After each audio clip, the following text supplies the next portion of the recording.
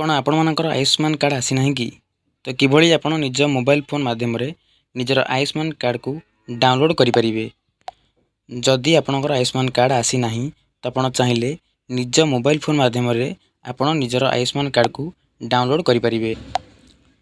नमस्कार दर्शक बंधु, स्वागत करुचे एक नूतन वीडियो को। ये वीडियो माध्यम आप जानवा पाइबे कि आप किभली निज मोबाइल फोन माध्यम आपणकर आयुष्मान कार्ड को डाउनलोड करें। तो वीडियो को आरंभ करने पूर्व जदि आपण आम चैनल को नुआ आछंती तो आम चैनल को सब्सक्राइब करी पाखरे थे बेल आइकन को ऑल कर दियंतु।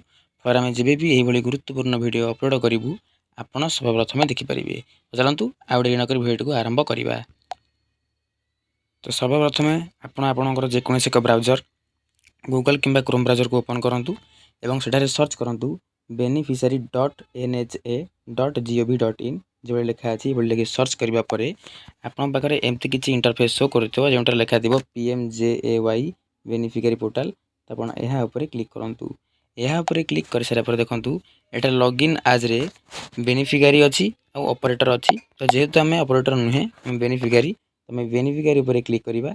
यापर जो कैप्चाटी थी से कैप्चाटी को ये भरतु और आपंकर मोबाइल नंबर जगह आप मोबाइल नंबर टाइप कर लॉगिन उपर क्लिक कलापर आप मोबाइल को ओटीपी जीव। ओटीपी गलापर आप लॉगिन करदे। लॉगिन हो सारा देखो ये शो कर स्कीम आप PMJAY सिलेक्ट रही देवे। अब स्टेट आमर ओडिशा तो ये ओडिशा सिलेक्ट कर दौचे। ओडिशा सिलेक्ट कर सारापर आपको से PMJAY सिलेक्ट करार अच्छी और डिस्ट्रिक्ट जगह आप डिस्ट्रिक्ट चयन कर दिंतु। तो डिस्ट्रिक्ट चयन कर सारापर सर्च बाय जगह आप आधार नंबर तो search by Aadhaar card select करूँ और आधार नंबर दिंतु। आधार नंबर दे सारापर ये जो कैप्चाटी शो करुव से कैप्चाटी को ये भरतु। कैप्चाटी को भरी सारापर आपंकर एमती ना शो करुव कि आपणकर जीक आपंकर राशन कार्ड अच्छी आप राशन कार्ड जी जन ना थी समस्त कार्ड शो करुव। ये आप्रुव आप्रुव आप्रुव आप्रुव शो करुव और भेरीफाइड शो करुव।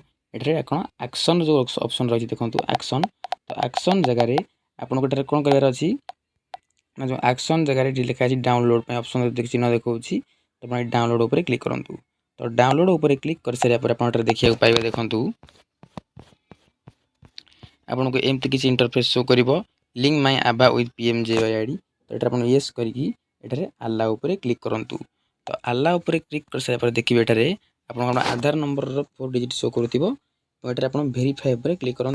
भेरीफाई उपर क्लिक कलापर ऑथेंटिकेशन मोड रे आप आधार ओटीपी दिंतु और यहाँ ऑथेंटिकेशन करूँ। तो ऑथेंटिकेशन कलापर देखूँ आपको आधार कार्ड जो मोबाइल नंबर लिंक थी मोबाइल को ओटीपी जीव से ओटीपी आप चयन करूँ और ये लिखा जो कौन लिखा बेनिफिशियरी आधार ओटीपी। तो जहाँ आधार आप डाउनलोड कर आधार नंबर जो मोबाइल नंबर आधार कार्ड जो मोबाइल नंबर लिंक अच्छी ओटीपी जाइए से ओटीपी ये भरतु।